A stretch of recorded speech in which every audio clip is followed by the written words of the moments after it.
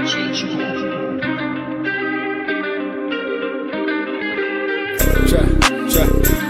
down. Chop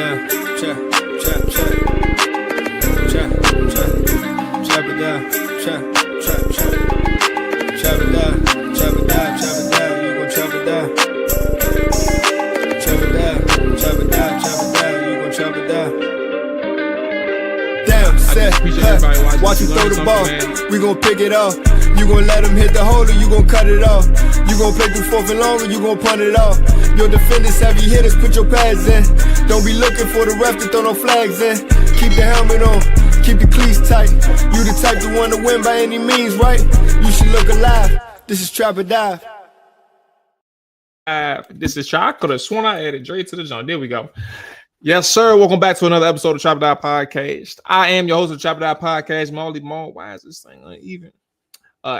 Dre is in the building. AJ is on the way. As always, man, hit that like button, hit the subscribe button if you're on the YouTube side, Twitch, Twitter, what's up? I see y'all over there. Hit us with a rating and review if you can on the audio side. All right. It takes 10 seconds to do so, and it's free to show you support that way. You know what time it is, man. Just hit the button. Trap or Dive is also brought to you by Underdog Fantasy. Promo code Trap or Dive for first-time users. $5 down, $50 in bonus funds after you play your first 5. Who else we got in there? Oh Lord, I hit the wrong button again. Monty, what's up? Dre, what's going on with you, player? How you feeling? Shit, man. Thursday game, it's back around the weekend. This is what I look forward to during football season. We almost got fall around the corner, trying to get this summer weather out the way. But actually, it is fall, isn't it? Yeah, I think it's fall now. Yeah, okay. Yeah, this is the best season in the world, man. You know what I'm saying? Everything comes together. Are you I was asking somebody this at work the other day. Like, are you a fall person more than like a summer person? Absolutely. I would take fall of any season. Yes, hoodies, horror movies, football. Horror movies, yeah, that makes sense too. But I enjoy the heat, but like as you can see in most of the podcasts, I got the hoodie on. Like I prefer going outside with the hoodie on, tuck the locks in.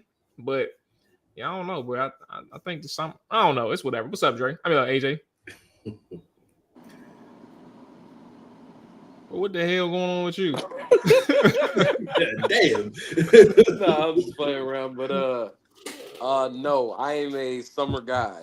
Like, of course, like I complain maybe it's too hot, but I'd rather be hot than cold or whatever. I mean, yeah, it's fall now, but it's kind of confusing because it's a little bit more humid than it actually was during summer.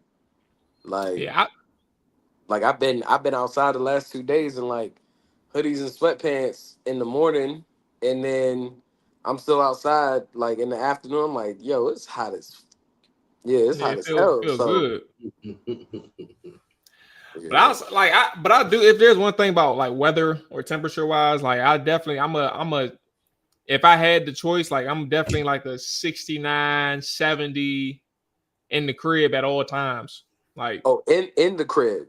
Yeah, like in the crib at all times. Like I'm around that temperature. Like I don't like going to sleep hot, warm. Like I need my room cold. Exactly. I'm 65 year round.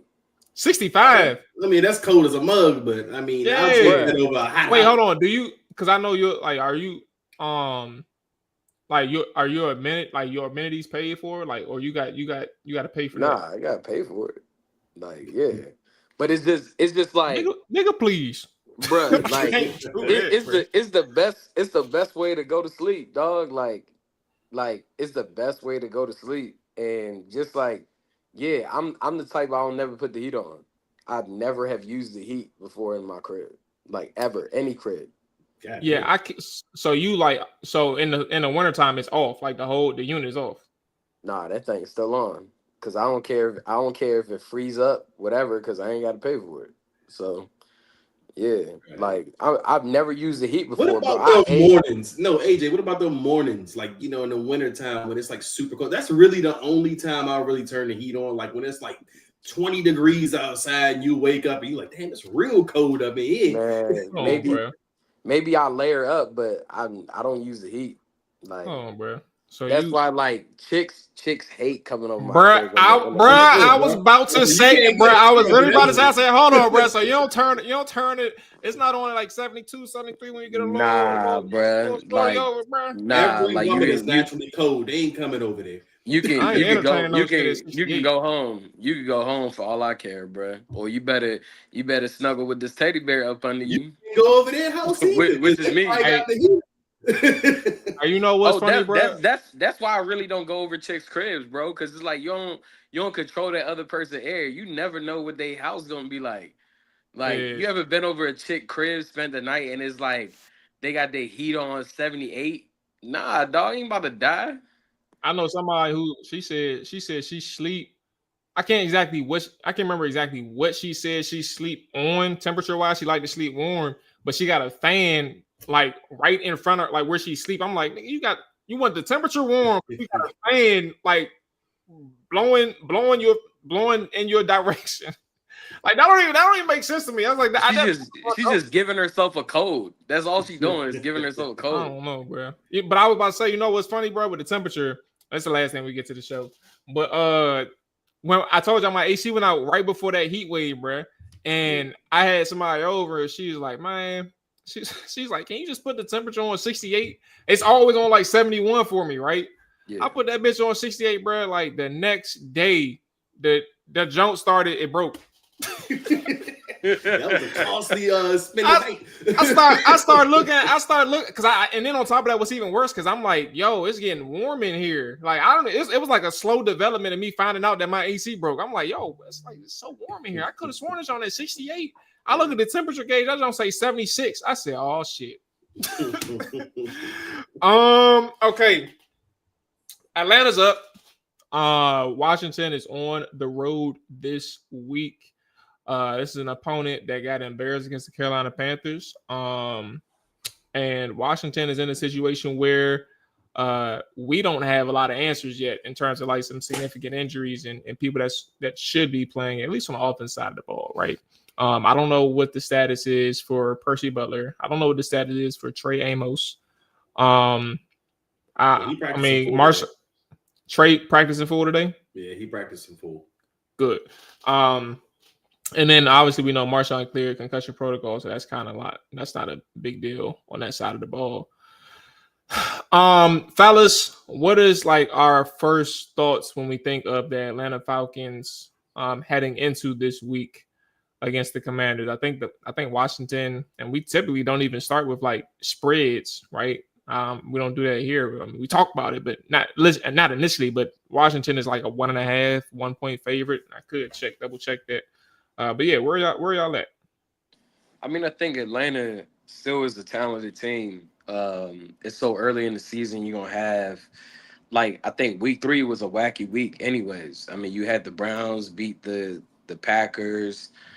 You had the Cowboys lose to the Bears, who many thought, it wouldn't be necessarily a close game. Definitely the surprise of the weekend for me was Atlanta and Carolina's game. Even to bringing my personal life into this, I'm currently dating someone who's a diehard Panthers fan, and we made a bet. That's terrible. I lost a bet. This week I had to buy a T-Mac jersey for her. So yeah, it was just like, yes, I forgot about my bad. Just go ahead. Yeah, I never thought that Panthers would beat them 30-0, or beat them yet alone. But I think over there in Atlanta, man, they got some things brewing with their offense. Their offense is not necessarily gelling. Their wide receivers coach already has been fired, Ike Hillard, and now TJ Yates, who's the OC or passing game coordinator, is now coaching the wide receivers. So there's definitely some disconnect happening there. They're even asking Raheem about Kirk Cousins being put back in that starter versus Michael Penix. So I just think it's early in the season. It's kind of hard to really read who the Falcons are. Same way it's kind of hard to read who the Commanders truly are. I mean, yeah, you beat the Giants, and so far you beat the Raiders. And then with the Packers, it didn't look pretty. Now you got a whole bunch of injuries, but at the same token, when you're going against the Falcons, you still have to be concerned about a Bijan Robinson at the running back position, who was a dual threat. And you also have to be mindful of how you defend, Drake London defensively. They got some young guys over there on that side of the ball, and their draft picks from James Pierce Jr. To also Jalen Walker trying to get after the quarterback. I'm not sure what's happening with AJ Terrell this weekend, but they still got some players. So you AJ still was a DNP today. okay? I'm sorry, DNP Thursday. That's what I mean Okay. Wednesday. Sorry, Today. that was the last time I was updated. Oh. Yeah, that's what I meant. Okay. He was a DNP on Wednesday. Yeah, so I mean, at the end of the day, you still got a key guy that you got to be concerned about in Bijan. They did a good job. Washington did a good job of stopping Gentry last week, and kind of containing Josh Jacobs. But Bijan is a home run hitter, so you got to stay on your toes about that. And I'm pretty sure the offense is going to try to get the ball rolling even quickly, especially losing 30-0 in the NFL to a division foe. That pretty much will get you riled up to want to play better. But it should be an interesting matchup. Yeah, I mean, I look at this game, I feel like each game of the season, for me at least, I've always had a theme going into the game. Like week 1 against the Giants, it was, depending on how this game goes, it's probably going to kind of shift where my confidence level lies and how this team can compete going forward, going against that Giants defensive line, because that was the storyline. Week 2 was kind of that measuring test game. Where you're going against the Packers and this team's really good. They're going to be one of the best at the end of the season. How do you stack up against a team like this, knowing you're going to be facing similar teams for the rest of the season? Week 3, that was the response game. How do you respond? And they passed that test. They responded really well against the Raiders.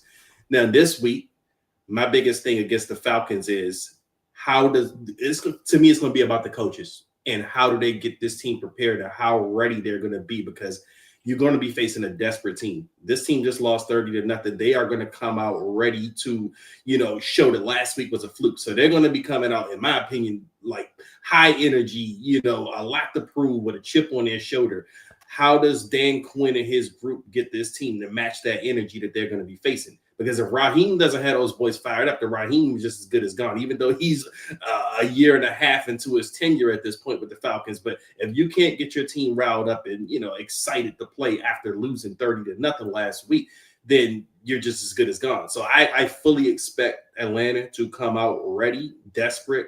But now how can we match that intensity? And that's what the good teams do. The good teams, or the teams that want to be great in this league, they can measure up, or they can stand up to any challenge. You may not win every game, but you can stand up to the challenge. Even if they don't go out and win this game, I don't want to see them get out-efforted in this game. I don't want to see them, get in any way, in shape, or form. I don't want to see the Falcons' energy up here and our energy down here. You got to at least match that intensity. And I do feel like if you match that intensity, or you come out ready, giving them what they're going to give you, this team could come out as the winner, or should come out as the winner in this game.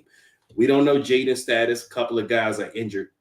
But, I mean, we are favored in this game on the road. So, I mean, that should tell you something. And that's with all of the injuries. So, I feel like we're the better team. But at the end of the day, it's, going to come down to who's going to be, ready to play more than the other team. Because, like I said, the Falcons, they are going to come out ready. Like I said. So, but then they got some matchups, too. I mean, Bijan is really the one I'm really looking forward to, because this run defense has been so good this year. I mean, at least through three games, but this is the best test they faced. Atlanta has a good offensive line. They have a good running game. The question mark is, of course, the quarterback. Michael Penix did good against us last year, but he has struggled this year. So, I mean, can you contain him?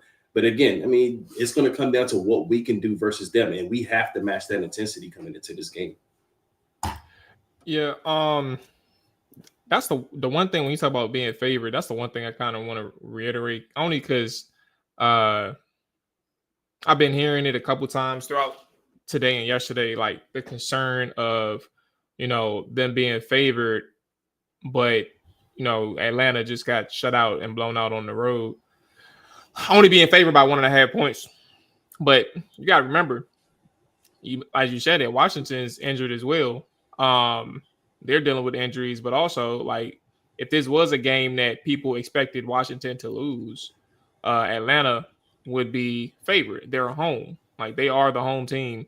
And like at the end of the day, they are 1-2. It's not like they're 0-3. And I understand the idea that when you look at Michael Penix, right, on the season, he's completing 58% of his passes, 600 yards, but 58% of his passes, a couple turnovers, one a pick six last week.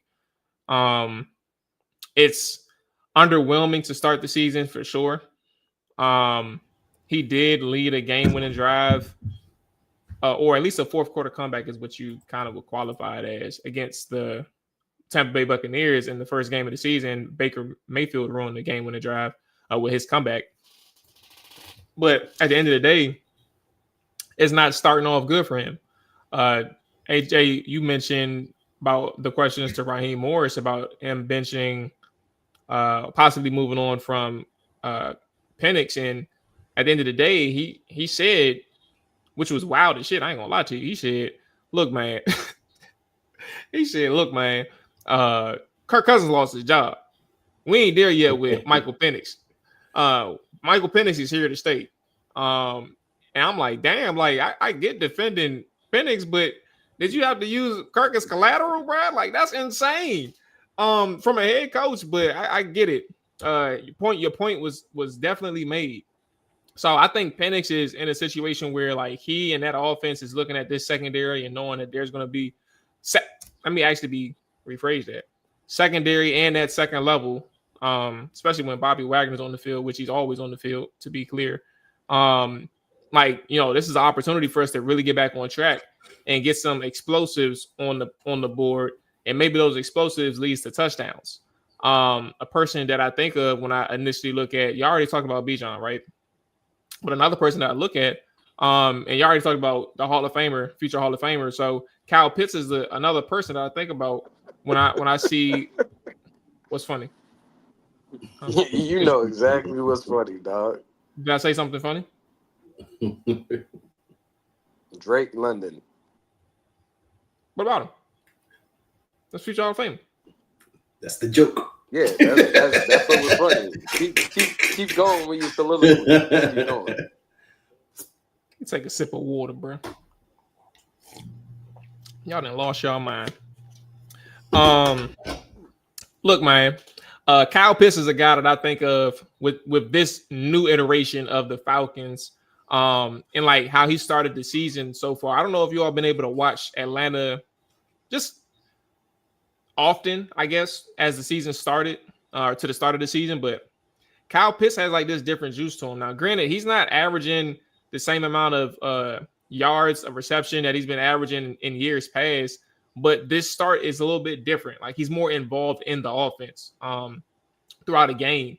And I think that for him and his personal career is really good, right? Especially a person where you're trying to figure out, like, yo, what the fuck is going on with Kyle? Like, he was this athlete, this freak of an athlete coming out of college.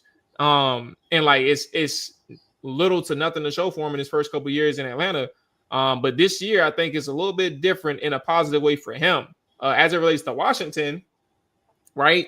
Like, this is one where I'm talking about a person who can really dictate the flow of the game. I like Bijan a lot, obviously, but like Kyle Pitts would be number 2 in this game specifically. I think Washington has the horses to actually contain Drake London. So like, that's not a huge deal, even though y'all know how much respect I got for him. But Kyle Pitts is the wild card, and I think he can really have like, he's a boomer bust in this type of matchup for Washington.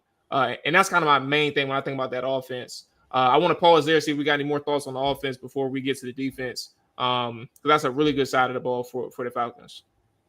Yeah, and you mentioned that, but we were actually scared of Brock Bowers last week, who they actually defended pretty well last week. Like, Brock Bowers didn't get off, but on the flip side, you had Trey Tucker, who ended up having a career day on you. But whatever that game plan was, you kind of had around Brock Bowers. Now, it's probably not going to be as focused, but whoever's assignment that is. I mean, I know Will Harris had the assignment before he got injured, but Jeremy Reeves, Tyler Owens, whoever comes in, they're going to have to pay, extra attention to that guy, because Kyle Pitts has always been one of those guys I've deemed as the idea of the guy being better than the actual player, but he may be starting to find that groove. I mean, he has looked a little bit different this year. The Falcons seem like they're making a concerted effort to get him the ball, but it just comes down to guys playing their assignments and, being where they're supposed to be on the field. As Joe Witt said, I listened to his press conference today. Joe Witt basically said, we're doing pretty well, but we're giving up too many of those explosives. And the explosives has been the Achilles heel of the defense. And Kyle Pitts is one of those guys that kind of can expose that weakness, because if you let go of him, that guy runs like a receiver. So you have to kind of pay that extra attention, but not too much like you did last week, because you did have Ashton Genty as a running back for the Raiders, who hasn't really got off yet, but you didn't have to pay as extra attention. But you have to worry about Bijan Robinson. So Bijan Robinson kind of opens up the game for everybody else, including the Kyle Pitts. So again, they're just going to have to come down to the focus. And as Joe Witt likes to phrase it, the eye discipline, all of that has to be right this week, because you can't get fooled, because Kyle Pitts is one of those guys that can burn you, and he can make the defense hurt if he gets loose in the open field. Defensively, defensively, for Atlanta. Sorry. That's a pretty tough unit right now, right? We're talking about second in yards. They are 10th. These are just the base stats, not advanced analytics, but 10th, second in yards, first in passing, but also 10th in rushing in terms of yards allowed. Yards per carry, 13th, middle of the pack. But also in the passing game, yards per attempt is at 3. So like they have a really good unit on that side of the ball. Obviously, the younger guys for Atlanta is definitely stepped up. They're two rookies.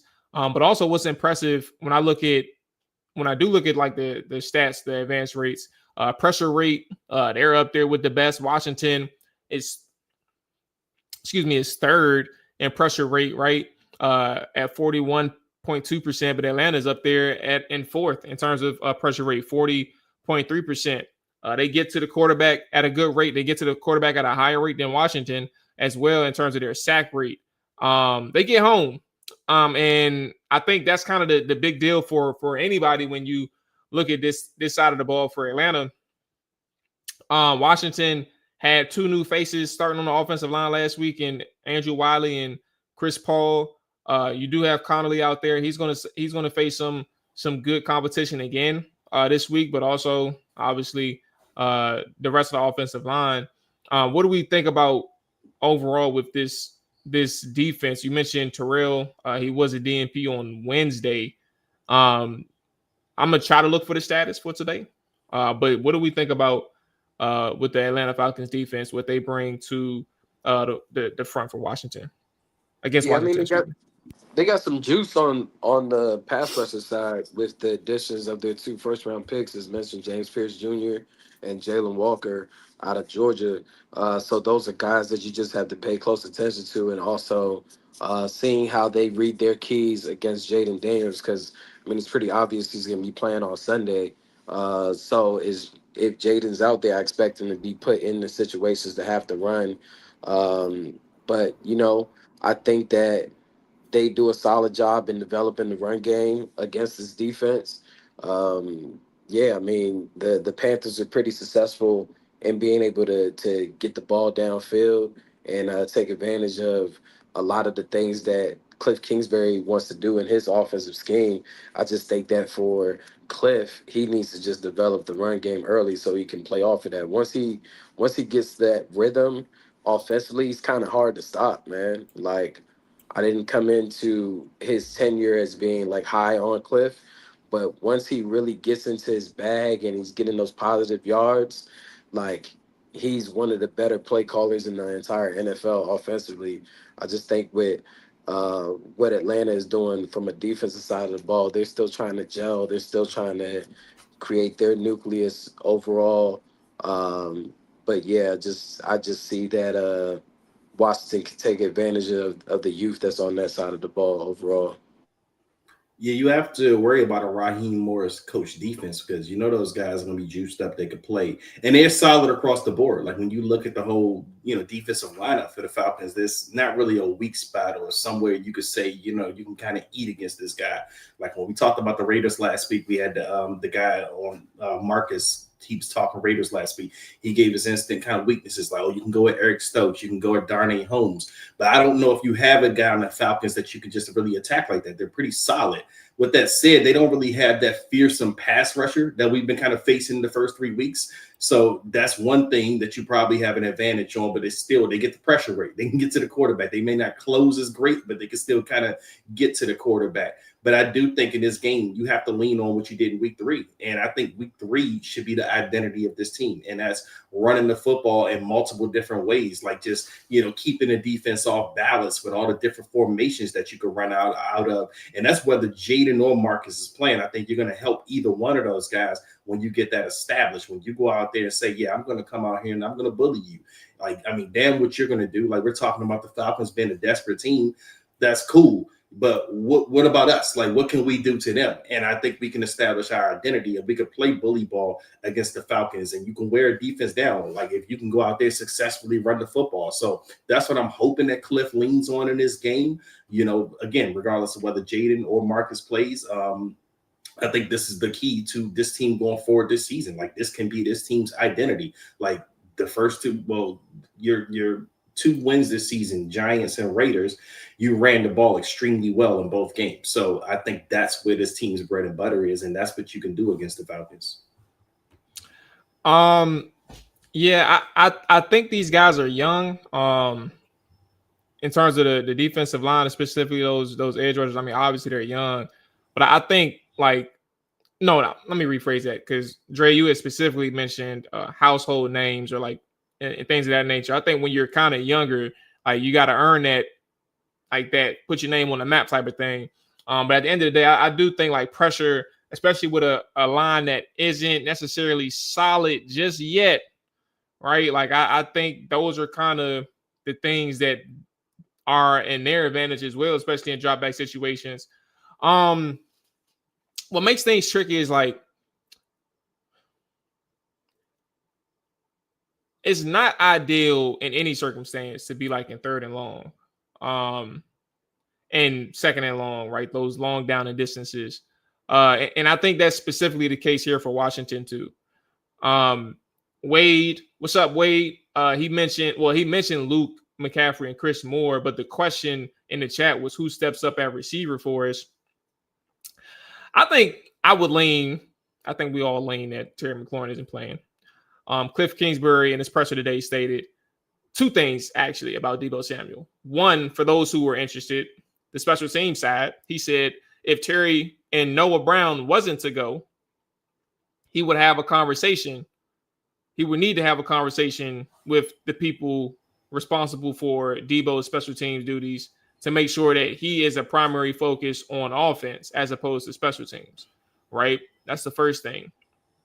But if that does happen where Noah and Terry can't continue, I think it begs the question, who's going to step up at wide receiver in terms of the usage? You when you get in these long down and distances, you're going to need somebody that's going to make some plays. And short, Cliff can scheme some stuff up, but when there's going to be downs where your receivers and your playmakers are just going to have to win. They have to win.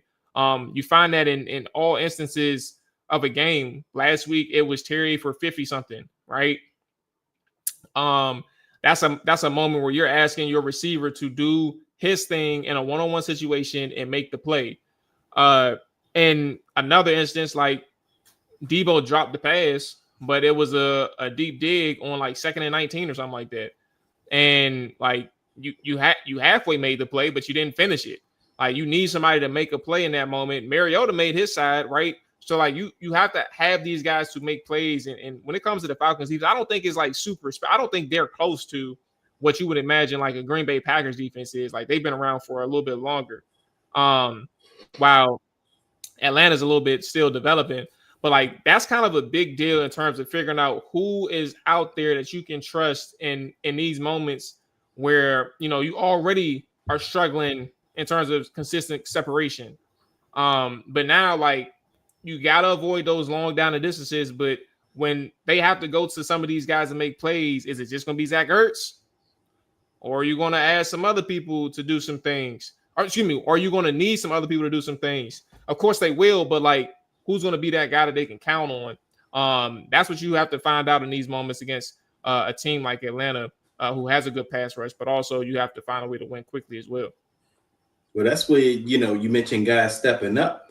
Two guys in particular that can really make the most of their opportunity this week. And you got a Ben Sinnott and you got a Luke McCaffrey. Ben Sinnott, by a lot of people who watched the film, you may have thought so too. This was probably his best game as a pro. Not just, looking at what you can see in the stat sheet, because I don't even think he recorded a stat, but more so what he did in a blocking game for John Bates. And they're going to need that, especially if you're still kind of helping Connolly out over there with the Atlanta pressure rate that can come. You're going to need that extra blocker. And then if he's doing that, that's one way where he's working himself on the field. And when you're working yourself on the field like that, the other stuff will come. Maybe you'll start to get some catches now. Maybe you'll start to get some confidence. Then a Luke McCaffrey, he gets his first NFL touchdown last week. Now, I'm not expecting Luke to ever be a star in this league. I don't think that's ever what he's going to be.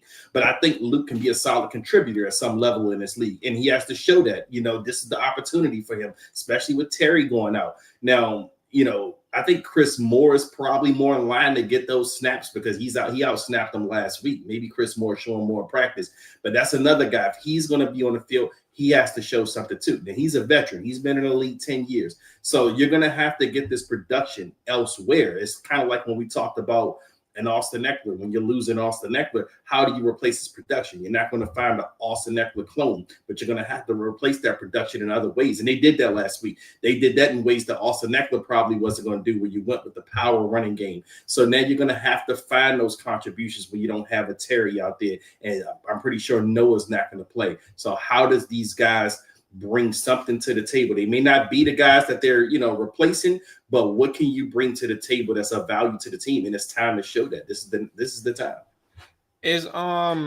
Are we on that side of the ball quarterback wise? Like, is this still the same case as like the Raiders, where we're saying like it doesn't really matter who's in that quarterback with these guys, or would it be better to have had Jaden out there against Atlanta versus like seeing a Marcus Mariota? My answer is no. I don't think it'd be a big deal. I mean, it's no. If Jaden can practice and he can play, like I'm not about to try to get Mariota on no streak or whatever. Like, just do your job, which is be the backup. If you're needed, then you come in. I think that the person that gets the opportunity to step up more in this situation is Deebo Samuel. And I also think that having Lane out there can help to bring him in as a part of like the screen game and just show off some of his versatility. I really can't sit here and advocate for Luke McCaffrey. I'm not doing that. I'm not advocating for Ben Sinnott. I can't even advocate for anybody else in the wide receiver room, because we talked about this. It was pretty much Debo and Terry. Outside of that, you don't know what you're getting. And with Terry probably being out for a while, I still don't know what you're getting. But I mean, somebody could possibly make do of opportunity. We may not even be mentioning their name. Like, who's to say that they don't activate maybe a T. Martin or a Ja'Cory Brooks is on the practice squad, right? Yeah. Yeah, like, who's to say they don't activate one of those guys? And really, the wide receiver room is by committee at this point. Because, I mean, who's starting? Like, Debo and who else? Brooks. I mean, you don't really know until you don't even know until snap one happened. Chris Moore. Huh? Yeah. Lane, Chris Moore. I mean, we don't even know that definitively if he's going to be the starter. But even that's crazy. Like, Chris Moore as the starter. So it's just like, you really don't know what you're going to get. You just hope that they can produce highly in the run game and play off of that. And Debo can get a lot more touches, schemed up for him. to be able to have a bigger role. But it's crazy because it's like even when Terry was out there, it's not like he was doing like phenomenal. The Raiders was his one little game. I don't even know how many yards he finished with, but Yeah, 70, like 77. and that long reception was probably 55, 60 of it. Yeah. But it's just like, not like he was out here breaking dudes down and winning one-on-ones on a consistent basis, nor was Debo. So it'll just be a bit interesting to see how they play it. But I think that outside of wide receiver, Zach Ertz will be another guy that can contribute, depending on how Atlanta plays the tight end position. If Jesse Bates is going to come down closer in the box and be the one that's going to be playing, Ertz in these situations. Look, so regardless of where you rank Terry McLaurin, in the top 10, top 12, top 15, wherever you want to put him at, he's important to this team.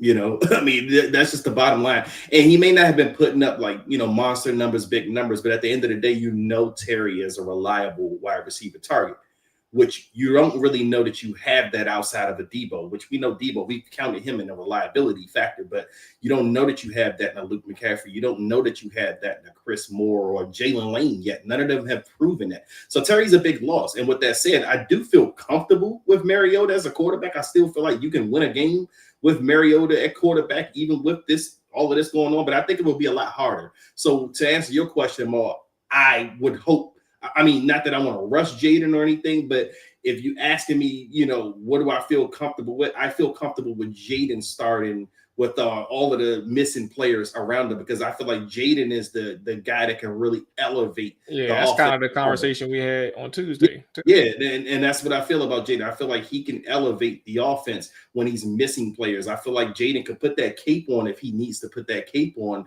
and do what he needs to do to will the team to a victory. Now, Mariota, I mean, he's shown that he's capable of, coming in and winning games and keeping everything afloat and everything, but I just don't know that he has that what Jaden has, and the fact that he can elevate and put the cape on and save the team and will the team to victory. So with all of that said, with all the injuries and everything, I do hope Jaden's playing this Sunday, but not at the expense that he can get injured further or anything. So two things. Wade mentioned a conversation, and somebody else mentioned about like Bill having a full workload, a workload against Atlanta. This is a game for him. Wade said thoughts on utilizing McNichols or Rodriguez along with Bill. That's going to always be the case. Like they're going to use those three. Like that's what it came down to when you lost Eckler. So I like how, I mean, it's evident. Like somebody mentioned to me on Twitter. I posted one of people are like they love to overreact. Like when the film starts getting put out there and like drawing these absurd extreme conclusions. And granted, this wasn't extreme, but it was like if you watched the game, which I know you did, why would you say something like this, right? So like it was one of Bill's 6-yard gains where he made a cut in the backfield avoiding Max Crosby, and he created a lane and got himself 6 yards. And a dude responded, said, what's the point? Like, what are we doing with Rodriguez and McNichols? And I said, what do you mean? He said, have you ever seen them two do anything like this? Do they make plays? And I said, bruh, like if you watch the Raiders game alone, like McNichols had a 60-yard touchdown run. Like what are we talking about? And Rodriguez set the tone on the first drive. Like, so I know you watched the game, so why would you say something like that? But my point in bringing that up, right? Like that example of extremes. And that's not to say that Wade was saying that too, right? Or the other person who mentioned the workload. It's the fact that these guys will always be involved moving forward. And I don't think that Bill is going to get a heavy workload. First and foremost, he hasn't even practiced this week. At least since the injury report has come out. He didn't practice on Wednesday. He didn't practice today. And for now that I'm bringing that up, I said I was going to check about today's practice. AJ Terrell didn't practice again today either. He's dealing with a hamstring injury. Bill Merritt is out. he DNP'd on Wednesday and today with a knee injury, right? So we're talking about a person in Bill who has had 2 different injuries already this season. One was his shoulder after one game, and then a game where against the Raiders, he's coming out with a knee injury. So I think when you think about workloads, people are jumping the gun on Bill. Like, that's just not something you need to focus on right now with Bill until you can see that he can come out of consecutive games without being on the injury report, right? So let's just understand that part. And so, like, you're going to get 3 running backs. You're going to get a healthy dosage of all 3 to some extent.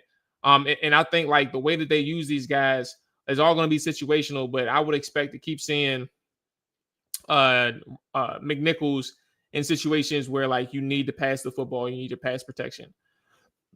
There was another aspect, another element to this conversation, right? That boy Jalen Lane, like, I can tell that Cliff really fucked with Jalen. He was talking about, like, with the receiver injuries, who's going to be outside because of Terry's, like, nobody knows about his situation. And he was saying, like, he had a vision of Jalen playing slot. He said this before, I think, in preseason training camp, but he's reiterating it. But now he's seeing how Jalen can play on the outside and how he can be utilized as a versatile piece at the receiver position. I would love to see them get Jalen involved, similar to how they get Debo involved, like the short passing game, quick passing game, like first level, not necessarily handoffs or anything of that nature, even though he showed in VTech that he can do it. So maybe they do that. Maybe they do find a way to get him involved in that aspect. But as that from an outside spot, hopefully not the X, but Z, like, he can probably play that. They'll probably find a way to get him out there and stretch the field. They just have to have enough time to get those plays executed. But Jalen, I think out of all the people who we're talking about trying to step up, Luke, Chris Moore, I think Chris Moore has been there. He's been impressive his 3 games in compared to that preseason and training camp of his. But Jalen Lane is probably the guy that I think that they probably going to really have a strong focus on if Terry can't play. Well, he got to grow up in that area on offense. I mean, he's a damn dynamic player with the ball in his hand, but the problem is he's not getting the ball in his hand because he's dropping them. So, he dropped the touchdown last week.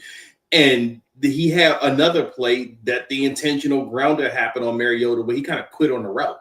I think he's went the wrong way. Yeah, he may have, but it looked like, I don't know if he knew what he was doing in that play, but either way, Jalen has to kind of grow up on offense because, as you can see, the boy is dynamic. And as you said, I do believe Cliff and them love him. And Cliff want that type of weapon on the field because he can be dangerous. But, you just wonder how quick is he going to get acclimated. But now you're going to have to throw him into that fire. You're going to have to throw him into that pool and learn how to swim because you don't really have anybody else you can rely on. And I do think this is the time for him to step up. So, Jalen, yes. Like, I believe he can do it. I believe if he, gets his hands on the ball, he's going to make some plays. But again, he has to get his hands on the ball. He can't drop it, can't quit on routes, can't be confused, can't go the wrong way, taking the wrong, steps, drops, whatever. Like, he has to get on the page with the quarterback. All right. Hey, who was it? That Moneyball. Shout out to Underdog Fantasy Moneyball for sure. Promo code Drop a Dive. First $5 for first time new users. Play that 5, get you $50 back in bonus funds using promo code Drop a Dive. Go ahead, do that. All right, so let's go ahead and get to some over and unders. And get out of here with our score predictions and MVPs. Matter of fact, what do we like?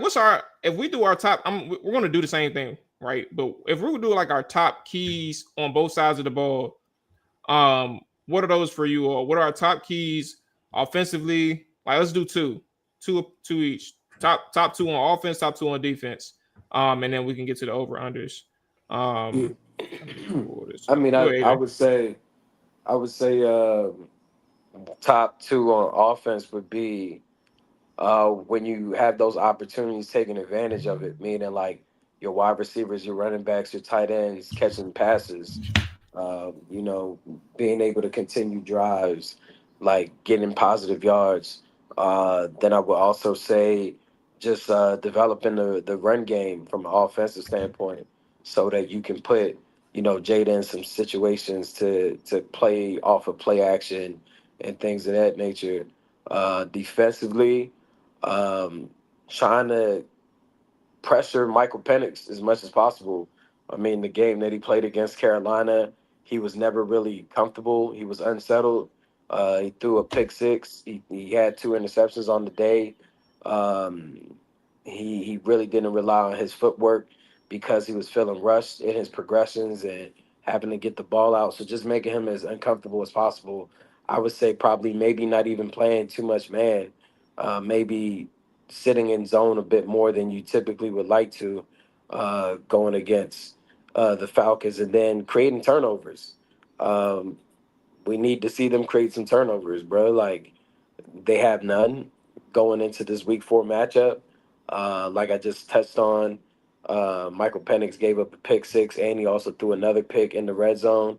Um, yeah, you need to go ahead and get the ball. Like, ball is life. Like, someone needs to either strip sack, fumble, punch out the ball, recover a fumble, interception, something. Like, I need the defense to show me another layer of what they can do from creating turnovers and flipping the field and making it easier for the offense to capitalize.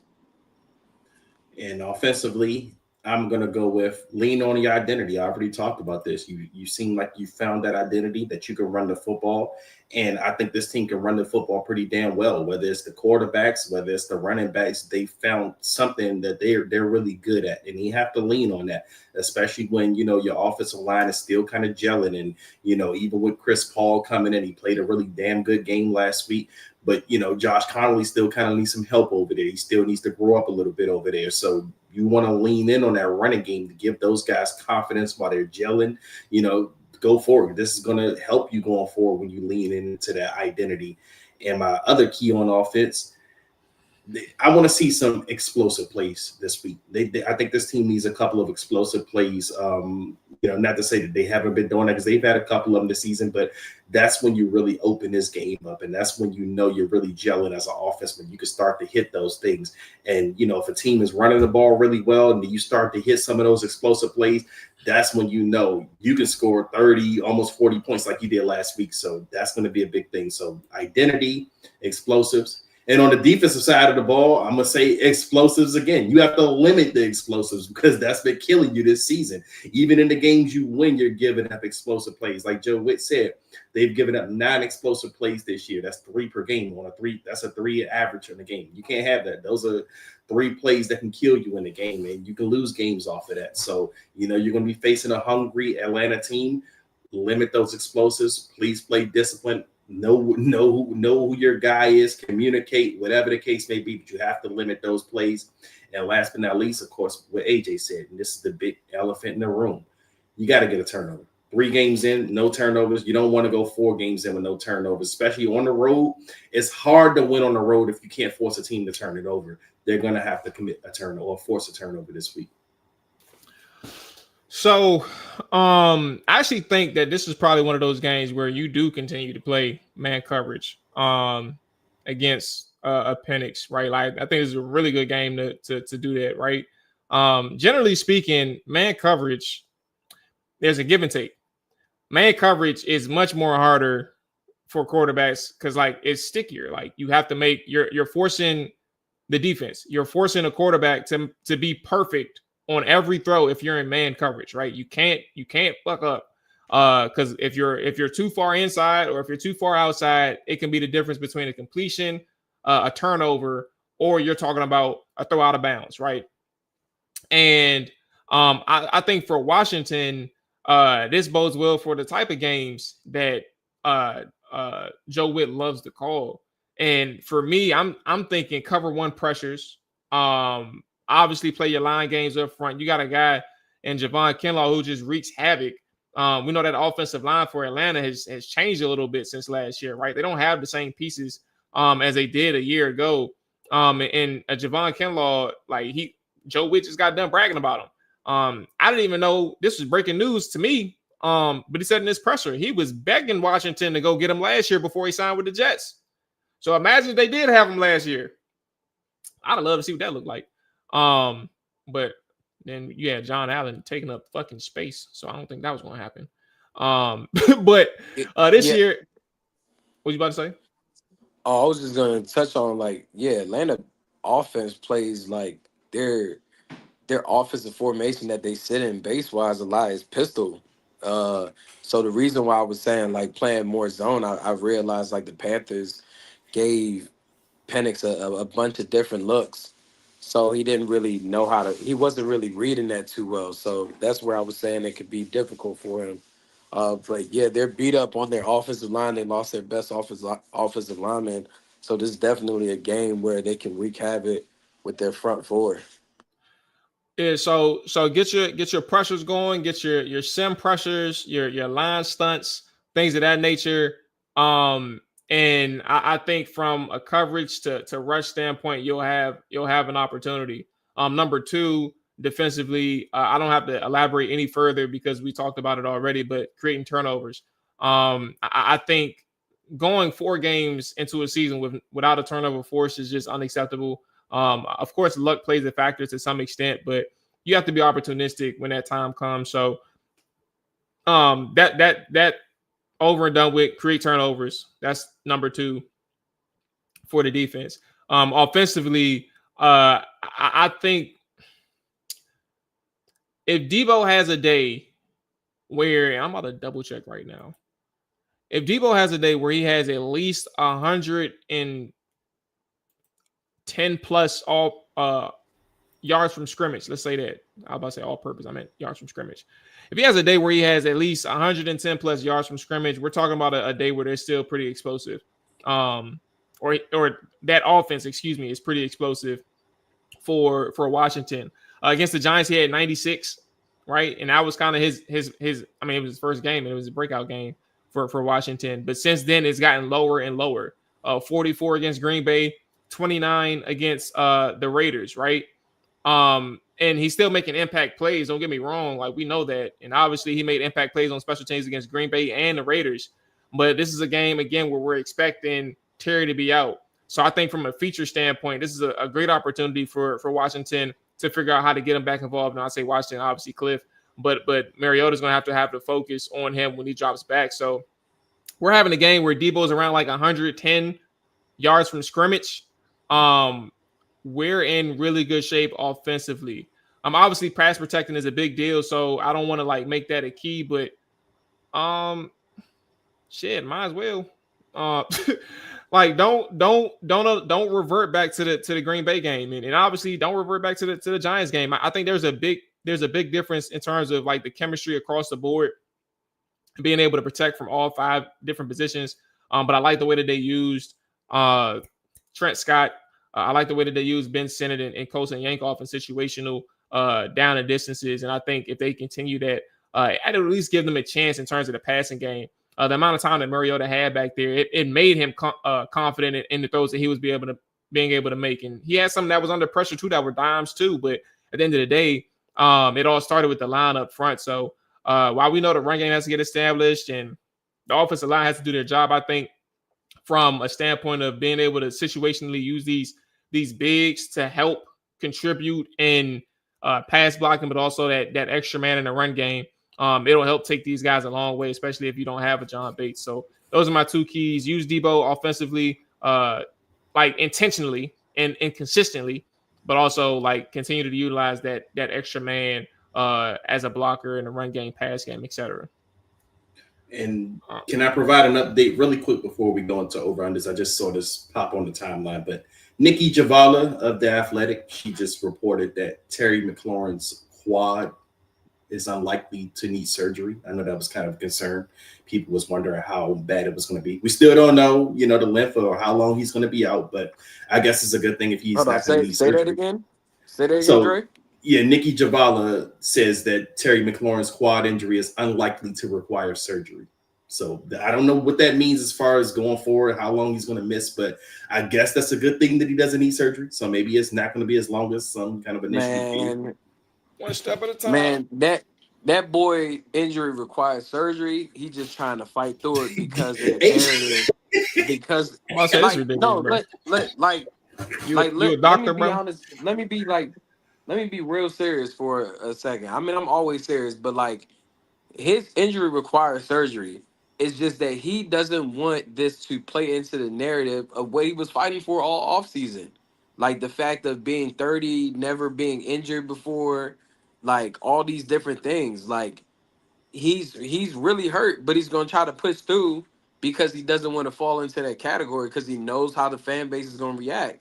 They're gonna be like, this is exactly what they were concerned about. Like you don't see all those different doctors to not require surgery. It's up to him to decide if he wants to do surgery or not. But like if she's reporting that, he's just trying to push through. Like that's all it is, just because he doesn't want the narrative to be correct. Like that's I'm he's gonna be just useless. He's I'm gonna make himself I don't hurt even more. It's I bad don't advice. whether you right. I mean, whether you right or wrong, I just think like trying to stamp a claim on being right or wrong is just.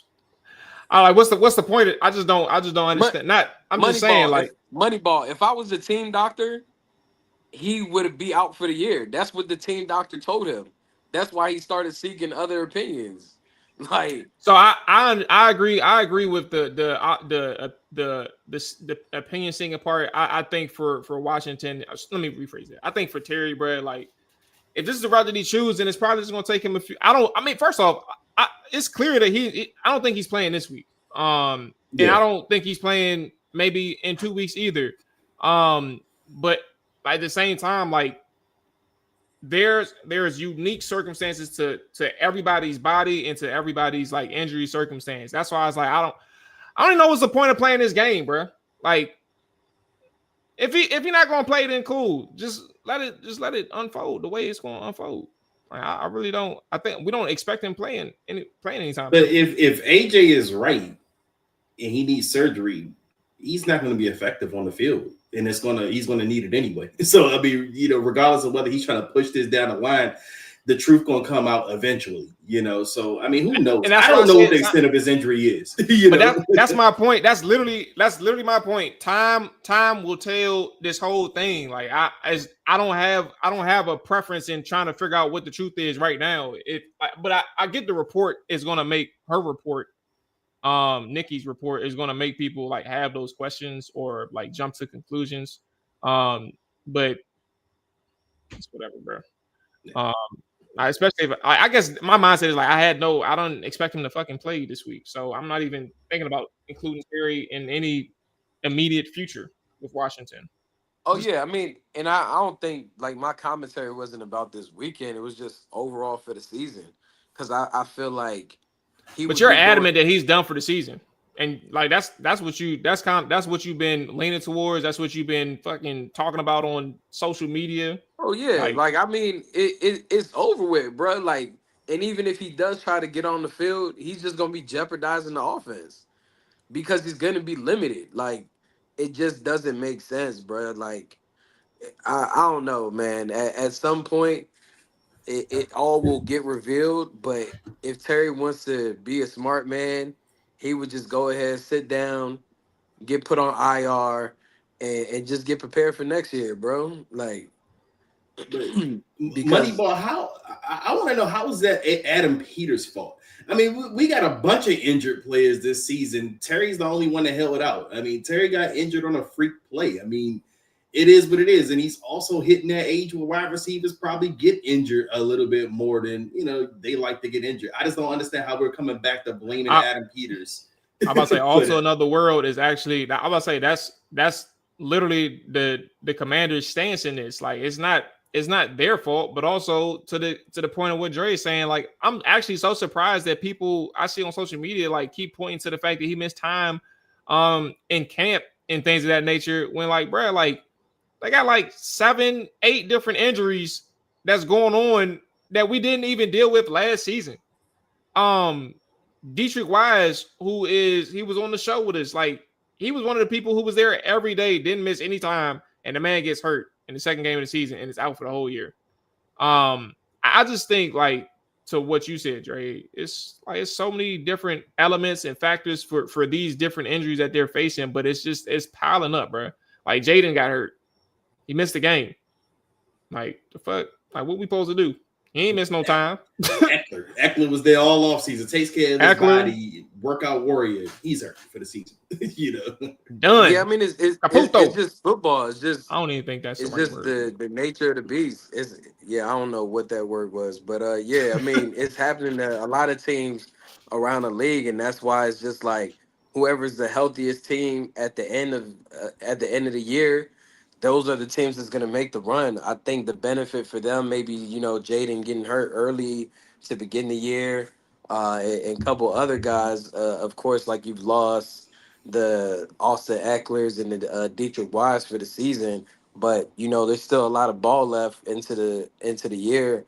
So you just hope that things can turn the corner, or that's why you have these large rosters, because the injuries are going to happen. Can someone else step up and make a play and make a name for themselves and really help them get the ball rolling and go on the street, adding some W's to the board? Because, I mean, after Atlanta, you fly to L.A. to play the Chargers. The road is not going to get any easier. And I think after the Chargers, you play the Bears at home or either Kansas City.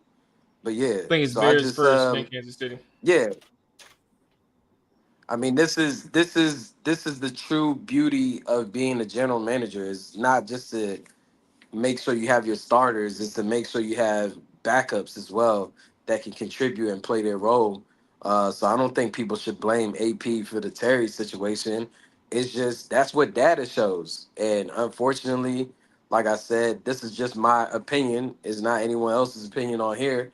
But I feel like Terry is going to try to force a narrative that he's not going to necessarily miss a bunch of games or can still contribute. Because this weekend, if he misses it, it would be his first game miss, right, of his career?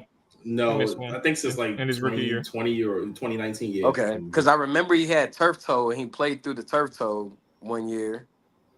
Dang. So how many? Can we find out real quick how many games he's missed?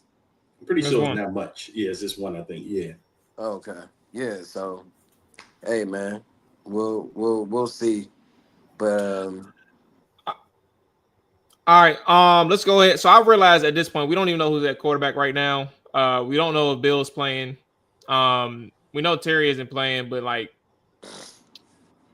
I don't know. Like, what's some over unders? I say that to say like the people, the apps that I use to curate the over unders, they ain't got shit for the game. That's where I was getting at. So I was like, do we want to create a couple of them and then do our predictions?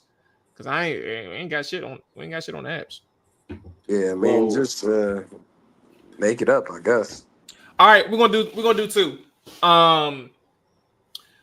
Two for offense, two for defense. So first one, I'll say the Washington Commanders against the Atlanta Falcons will have a combined rushing day over or higher or lower than. We're talking about a good rush defense here. So higher or lower than like 93 yards against the Falcons. Over. Definitely over. Yeah, over. I say over too.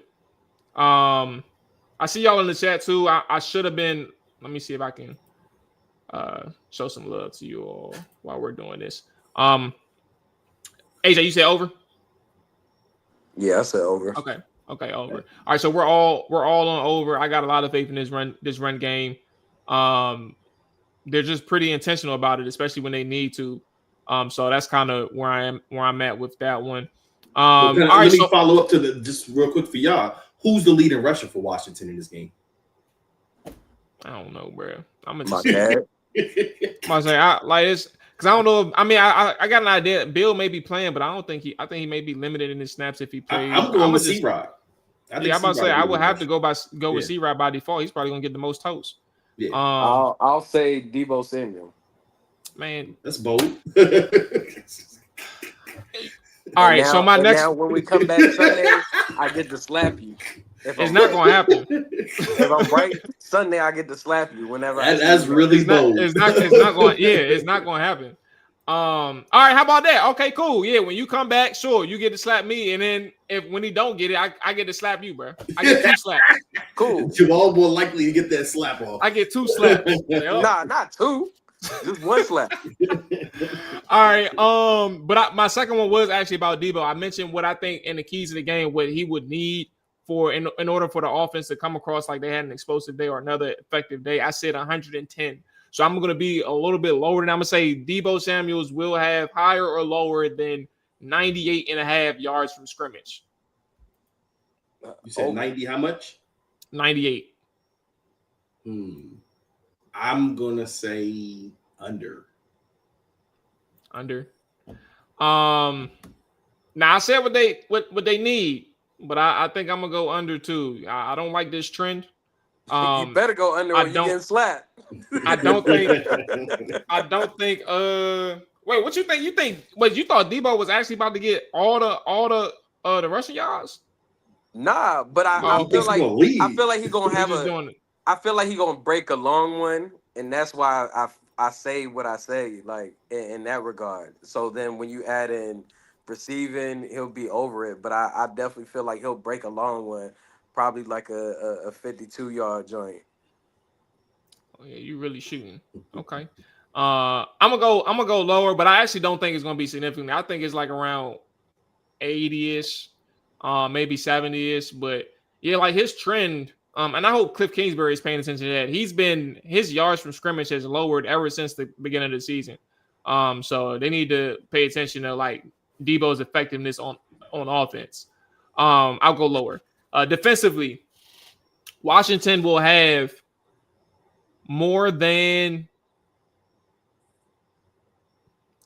3.5 sacks on Penix. Higher or lower than 3.5? Higher. I think 5 sacks. So at least 5 sacks again. Okay. Yeah, I'll say over. Okay. Damn. Why y'all I think they can get 3. Kevin Shin every show, bro? Like this is Trap or Dive, man. Like that's Moneyball, man. Moneyball. He loved him and Mina Kimes. He loved Mina Kimes. Yeah, I'm a little confused, bro. All right, if don't even mention the name, bro. We gotta ignore that. But that is anyway. I'm gonna go under. I think they can get 3, but I think also with Penix, while he's not like a fleet-footed quarterback, like he's not quick to take off and run. He's just a little bit more mobile than like a Geno Smith, if that makes sense. So I can see him even having a better day in the pocket, eluding rushers. Than Geno did last week, which he did a good job. Because they should have had like 7 or 8 sacks on Geno. So I'm gonna say around 3. I think they get to the 3 mark. I'm gonna go lower than the 3.5, obviously. All right. And the last one, 0.5 on the interceptions. Get 1 pick. Are we gonna go higher or lower than 0.5? I'm going over, man. They cannot go another game. I mean, I know you can force a fumble to get a turnover, but no, you got to get a pick, man. Over. AJ? I'm gonna say over. All right. Almost don't want to, but yeah, I don't it's know. gonna be Quan Martin. AJ. Quan finna get that pick. He got the best hands on the defense. Quan better do something though. He been playing pretty cool. You heard? Man. All right. Go ahead, Dre. Can you say that louder? I just said that's it. I mean, I said what I said. He gotta play. He gotta come up with a decent game because he's been playing poorly to start the season. I don't think he's a bad player. I just think he started the season out kind of underwhelming. See, you give AJ and you can't even repeat that. You give AJ and she gonna take him out, bro. No, I don't even know why you say that again. Because I feel like Dan Quinn speaks publicly about guys that he knows some shit. He's trying to give him a boost. He's just trying to give him a boost publicly. Like he realized he's some shit. Hey man, they be doing that with some of your favorite players too. So I guess it is what it is, bro. God bless. Score predictions. Score predictions, bro. Where we at, bro? Who want to go first? MVP, my bad. Score prediction, yeah. MVP. I'll go first. Washington scores over 30 again. I think this offense is going to groove. And I'm going Washington 31, Falcons 23. And my MVP of this game is going to be Javon Kinlaw. I think he's going to have a game similar to what he did against the Giants this week. And I think he's going to be the reason why you probably get that turnover. I think he's going to kind of cause some havoc, in the middle of that line, especially if they have to get into passing situations with Penix. Yeah, I'm going to go with 31-13. Damn. And Go out. I think Washington wins the game. I think the MVP of the game is going to be the Magic City ballet dancers. Nah, let me stop. but the MVP. I'm like, hold on. The MVP of the game offensively will be Jaden Daniels, and then defensively, I think it'll be the front four. The front four from Dorrance Armstrong to Kinlaw to Deron Payne to Von Miller to Jacob Martin, Johnny Newton. I think those boys will create havoc on Michael Penix and that offense, especially if they can get up early on them and force Atlanta to be in a situation to have to pass the ball more so than trying to dedicate their offense to running. All right, so before I go, I saw a couple predictions in the chat. Where was our first one? Scroll up a little bit. We had 31-17, off to another world. 31-17, heavy 13 personnel with strong defensive Sean C-Rob runs crazy. We also got 27-17 from Jay Tizzy. Commanders win. I don't see Atlanta magically being this high-flying offense. I do see them scoring points, and I do see them getting some yards with some random explosives here and there. But I see 28-17 for Washington. I may be shooting high with the points that Washington scores, but I don't see Atlanta getting in the 20s against Washington, period. So I would say 28-17 Washington. The offensive MVP. I wish I can go quarterback like AJ. I have no idea who's going to be playing quarterback. I'm going to say Debo. What? You don't know who's going to be playing quarterback? We'll know tomorrow. Why don't you know? Because I don't know. What you mean? Man, you think Jaden playing? I should be able to slap you before even this bet. Ain't no way, AJ, that you know who the hell's playing quarterback on Sunday right now. I have an inkling that Jaden may play, like but Jaden, no one knows. Jaden making his claim in the media, but I don't fucking know what that means, bro. I don't know what that means. All right. All right, where was I at? Oh, so Jaden is damn it, Debo Samuel the MVP on offense. And then defensively, I'm gonna go Johnny Newton. I've liked what I've been seeing with him on film, bro. And from the interior, like he's been creating a few pressures and he's been getting busy in the run game too. And I think like there's gonna be a moment in time in which like his play comes to the forefront in terms of standing out. I'm gonna bet that it's this game. So I think I'm gonna go with Johnny Newton defensively. I think honestly too. Side note, I think every week I'm going with somebody from the defensive line until somebody else from the second or third level. Why did Bobby Wagner for the game MVP on Sunday? But like predicting it until somebody else shows otherwise. Like that defensive line is cooking. I like everything that they're doing. So Johnny Newton defensively, Goldman. This his return. This is revenge game. Yes. They got rid of him. But Johnny Newton defensively, Debo Samuel offensively. Moneyball said 28-21 Commanders, Payne with the strip sack TD to win the game. Very interesting, Moneyball. So it sounds like, you know what? I ain't even about to troll you. I'm going to leave you alone. I was about to. I'm about to say, did Mina Kimes give him that win? And then someone asked about Darnell Savage. I expected him to be active and play some snaps, by the way. Well, that's interesting. I only say that because Preston Smith, he didn't play his first game here either. Right. But if he plays, I mean, I guess there's one thing. I wonder if Preston's going to play. That's actually a question that I would love to know. But we'll see. We'll see. All right, that's going to wrap it up for us. That's actually a very long show today. And guess what? Thursday Night Football is on right now. So yes, sir. Y'all go ahead and enjoy y'all games. The fellas be back after the game on Sunday, breaking down Atlanta and Washington. Y'all take it easy. All the good stuff. We up out of here. Peace.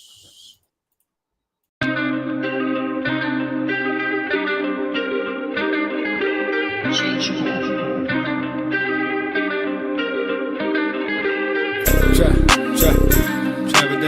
trap, trap, trap, trap, trap, trap it down, trap, trap, trap, trap it down, trap it down, trap it down, you gon' trap it down, trap it down, trap it down, trap it down, you gon' trap it down. Damn, set, watch him throw the ball, we gon' pick it off. You gon' let him hit the hole or you gon' cut it off. You gon' play through fourth and long or you gon' punt it off. Your defenders heavy hitters, put your pads in. Don't be looking for the ref to throw no flags in. Keep the helmet on, keep your cleats tight. You the type to want to win by any means, right? You should look alive, this is Trap or Dive.